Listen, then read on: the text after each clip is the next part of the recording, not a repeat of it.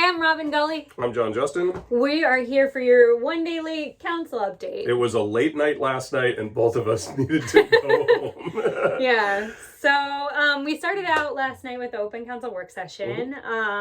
Right away on the agenda, we had the 2023 Melon Overlay project. Yep. So we talked about a number of streets that have the potential to be resurfaced, which is what Melon Overlay essentially means. And actually, I do want to say that it took me getting on the council to know what the words Melon Overlay actually meant. It was not in my wheelhouse either. So.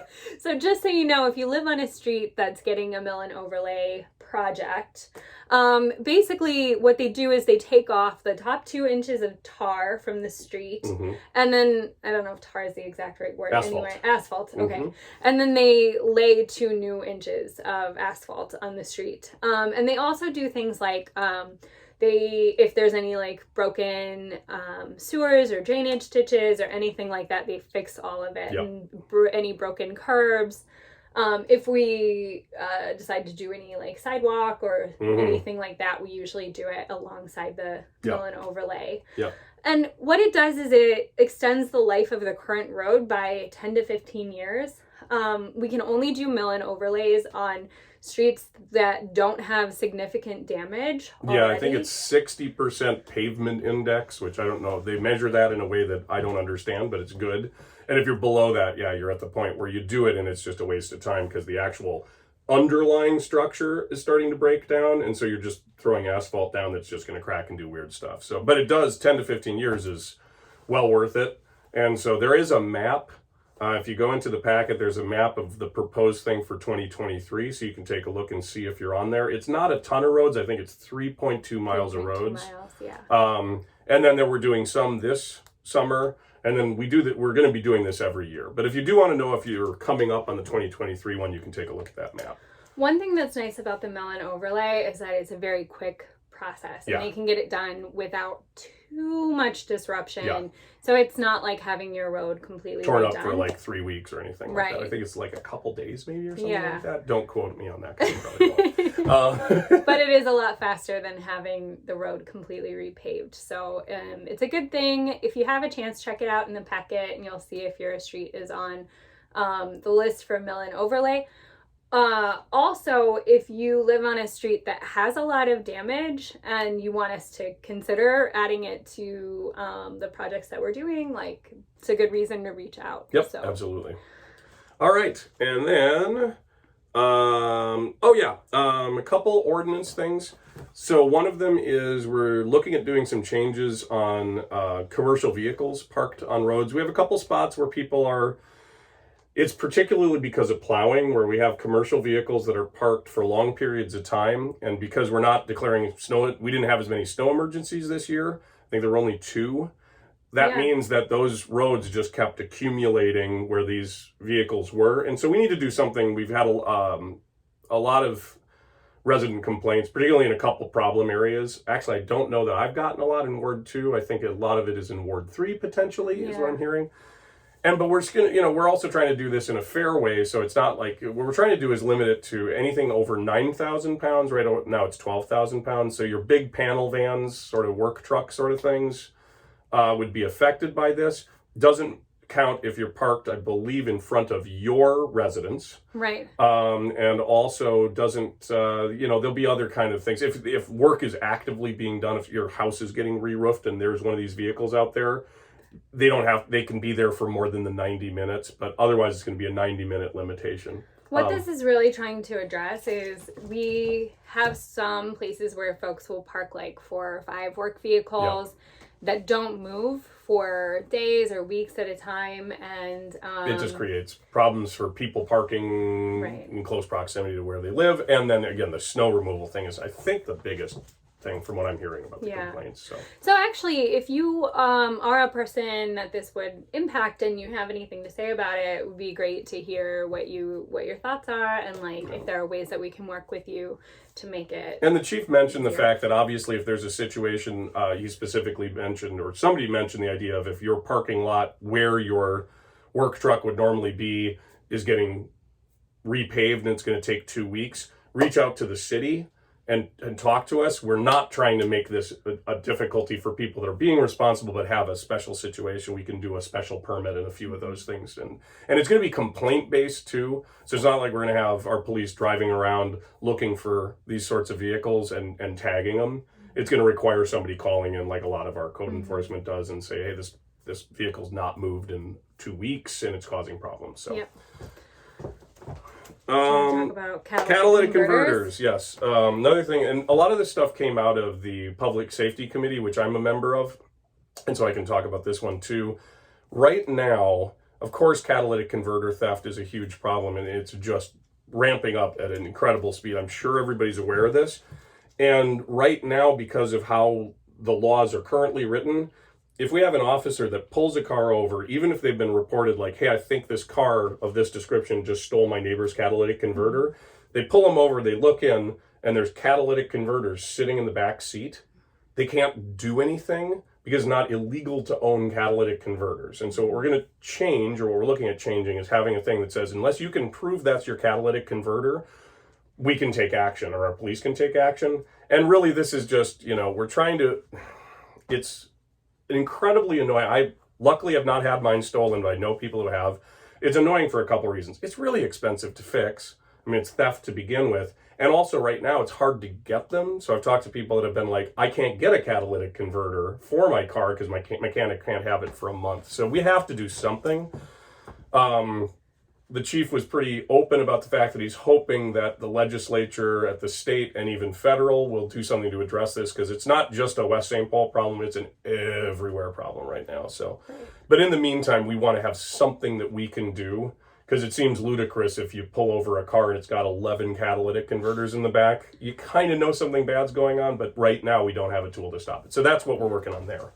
And actually, I'll just roll right into gift card procurement, because another, so we are going to pass, or we're looking at passing, something that's modeled after a law that was passed in Shakopee, where right now what we have is we have a lot of problem with theft at our real retailers, where people will steal a credit card, go directly to a retailer and buy a bunch of gift cards, particularly in the self-checkout thing.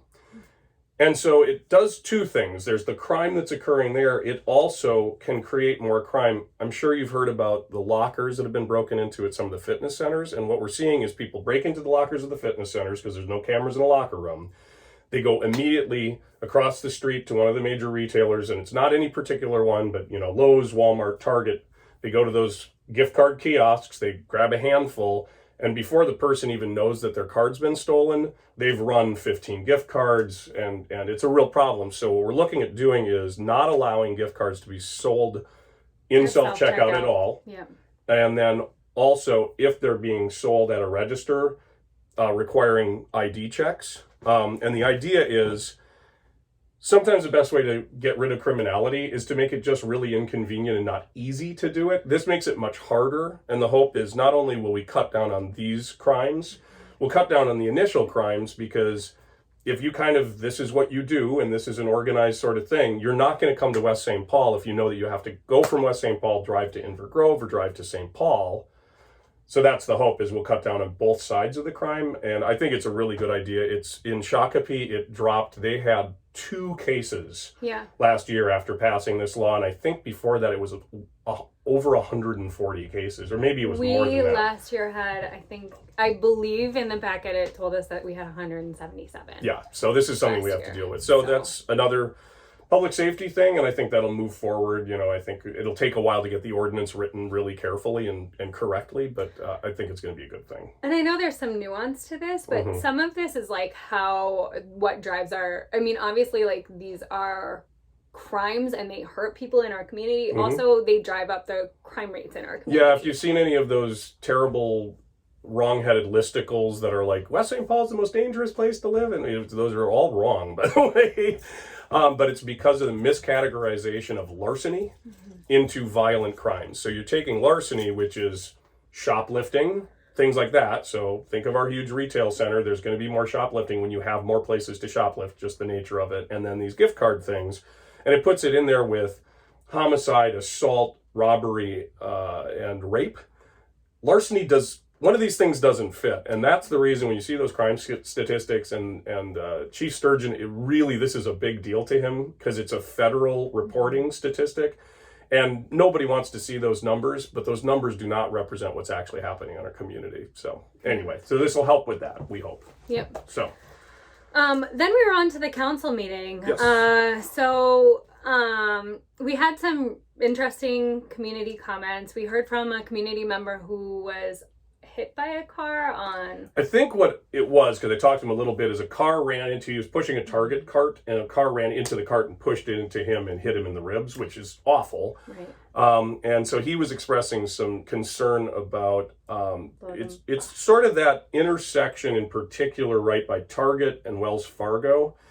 And I've also seen this. Cars do not pay a lot of attention at that intersection. And, Robert Street cars are not always great about pedestrians to begin with, but certain areas are worse than others, and that one seems to be particularly bad. So he asked if we could look into some sort of, he'd mentioned cameras or maybe increased enforcement or something, but it's a good way for me to just jump into the thing that I threw out in council comments, which is reminding everybody, it's getting nice purportedly outside. Spring will come and then summer, and you're going to have more pedestrians. You're going to have more people walking and biking, doing all that stuff. It's a good time to just have that moment to sit down when you get in your car and think, I got to keep my head on a swivel. I got to pay more attention because in the winter, you don't have as many people out there. You're going to have, hopefully, people out there walking and running and exercising and having fun with their kids. And so please, everywhere in the city, think about the fact that you're just more likely to have a pedestrian waiting to cross the street, and let them do it. Right. So, okay. Absolutely. John Bellows came to ask us about tree removal for sidewalks that are being put in. Just so you all know, when we take out trees to put in a sidewalk, we do a 1-to-1 replacement for those trees. And then we had Joan Hutter called in and asked about, wanted to remind folks about using the art park, but also asked that people are really mindful of the fact that it's volunteers in the community who are putting in the work to make the art park great. Including there's a lot of Joan, plantings. who put in Yeah. the plantings, and the Green Thumbs who put in the plantings, and then she went out and bought some little fencing to try to keep people from walking over the plants, and they got knocked down. It looked intentional. Yeah. So don't do that. That's our version. These flowers are gonna look really cool when they come up, but if you stomp them into the ground, they don't get the chance to look cool. So be kind to our public spaces. There you go. That's a good one in general. Yeah. And then Julie Eastman and I attended the City Leaders Against Wage Theft and Tax Fraud workshop on Saturday, put on by the Carpenters, and we had a lot of trade union folks there. So we learned a lot about how we can prevent wage theft and tax fraud in our city, and we'll be bringing those things back to the council. But it's a really important reminder that our community is the folks who work and live and raise their families and operate in our community, and anything that we can do to protect workers protects our entire community. That's my dog saying hi. Sorry about that. All right. No more. It was Asian American Pacific. Sorry. There you go. Heritage Month. Yep, and we made a proclamation about that, which is great. The proclamation, these proclamations are always good to read. There's always a lot of history and a lot of thought behind them. Yeah. This one I would really encourage people to read because I think it's something that people are not as aware of. And it really got into kind of the details of sort of historical issues for that community, and they're significant. And so, if you have the time, I would read through the proclamation. I think it's a good eye-opener. Even if you do know a lot about it, it's good to be reminded about why these proclamations are also important. So, yeah. And that means I get to take on NoMo May. There you go. So this will be our second year participating in NoMo May. Last year we tried it for the first year, and it was honestly pretty popular. The city not popular with everybody. Not popular with everyone. So we just want to go ahead and acknowledge that some people are not going to appreciate the fact that their neighbor's grass in May is going to grow up high. That being said, I don't know about you, but I noticed that after I participated in NoMo May, that not only was my lawn healthier the rest of the season, but also we had a lot more pollinators. We had a lot more insect life in our yard, and so And overall, like, that's the big reason to encourage people to participate in NoMo May, is that it is hugely beneficial to our pollinators and our birds and other small wildlife who live in our community. Yeah. And I know that there's going to be a perception that it's just laziness to not mow, and I can tell you, as somebody who had to use my push mower to get through NoMo May at the end of May, lazy is the exact opposite. That was the longest, worst, most tiring lawn mowing I've ever done in my life, but totally worth it. We do have signs for free. You can either go and print them out yourself on the website. I'm sure there's a link there. I haven't found it yet because I haven't looked. Or you can just go to City Hall, and we have pre-printed signs that are actually multi-seasonal. So it's not it's not going to be use it this year and then throw it away. I think they were saying they expected they would last 5 to 6 years. So if you want to continue to participate in NoMo May, you'll have that sign. And we're asking people, code enforcement's not going to enforce any lawn height requirements in May. We are asking people, as an educational piece and also kind of as a neighborly piece, if you are going to participate, we'd love it if you would put the sign out so people know that it's that it's intentional, and B, maybe there's a little QR code, maybe they scan it and they learn about it a little bit. So those are for free. If you go down to City Hall, you can get them or print them. Absolutely.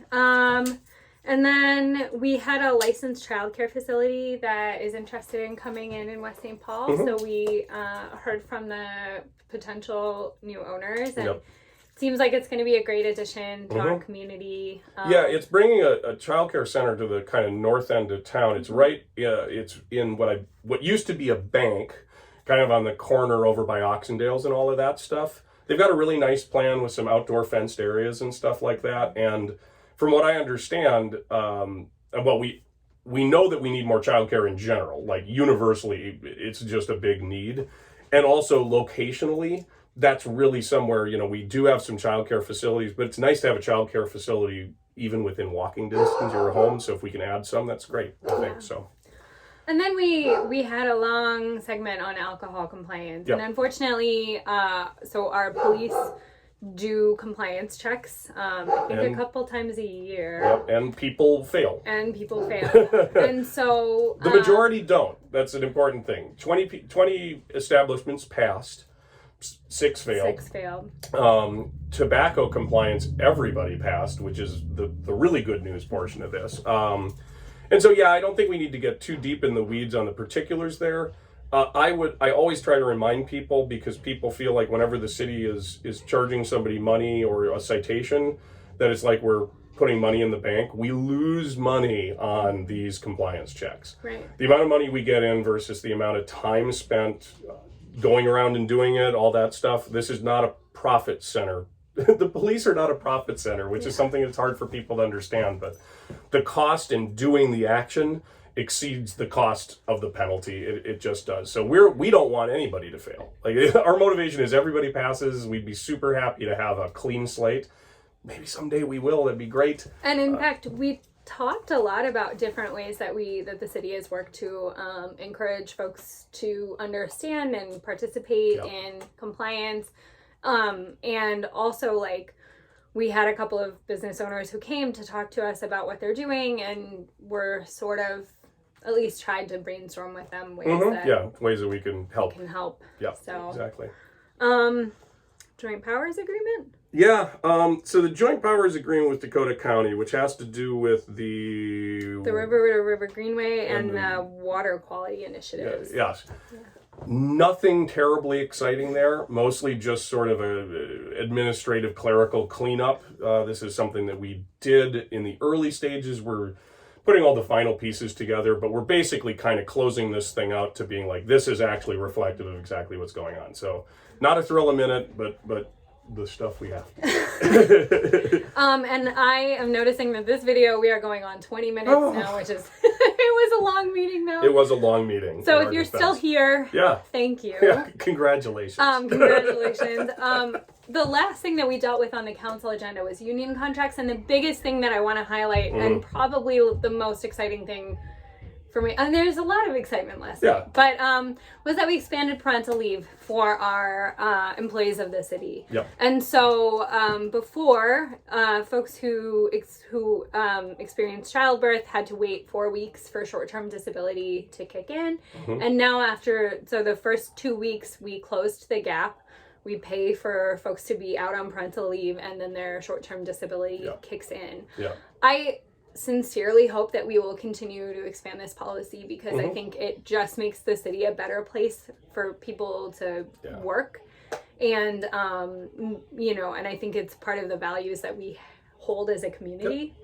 But it was a really exciting first step. And I always try to pivot back to some of the economic benefits of things that don't seem like economic benefits. On the face of it, I think a lot of people think like, oh, we're paying people not to work for this period of time, whatever. But you have to remember that one of our big goals is attracting good employees and retaining those employees. This is how we retain those employees. We give them a good place to work. And this is how we get efficiency out of employees, because they're happy to work here.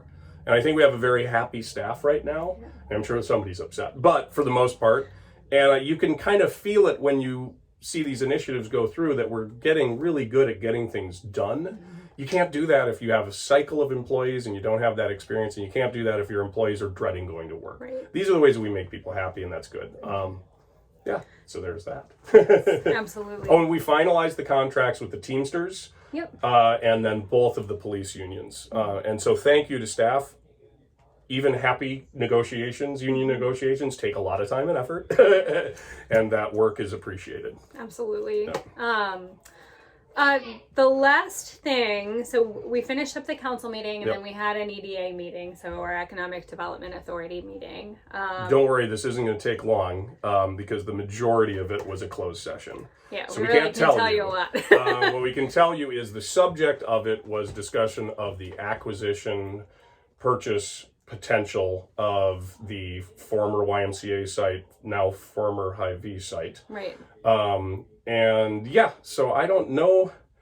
I guess I could get into the same thing I always get into. The reason that we try to get our hands in there is because a private entity can sell and do whatever they want with their land. The city's motivation to get involved with this, however that is, and there's a lot of options on the table, which we can't tell you about, is then we can control what happens there. When people talk about what they want in the city and the amenities they want, the sort of businesses they want and whatever, the way for us to do that is to be involved in these developments at the beginning from the ground floor. If we don't do something, then Hy-Vee can sell it to anybody they want for any purpose they want, as long as it fits in the zoning. So the reason we're talking about this stuff and trying to figure out a way through it is we are doing everything we can. We hear the things that people want, we want them to. This is why we have to get involved. And I think we're doing a good job of kind of changing our perspective from the way we used to do it, where we had a more hands-off approach. If we want to get what we want, we have to be more hands-on. It's going to take effort. It's going to take time. It's going to take money sometimes. The payoff is going to be huge, and that's what we're trying to do with this Hy-Vee situation. Yeah. And you will eventually find out more about that, but not yet. That's it. All right. A mere 23 minutes and 10 seconds later. If you're still here, yes. thank you. You're brave. Yes. All We'll right. see you in 2 weeks. Bye-bye.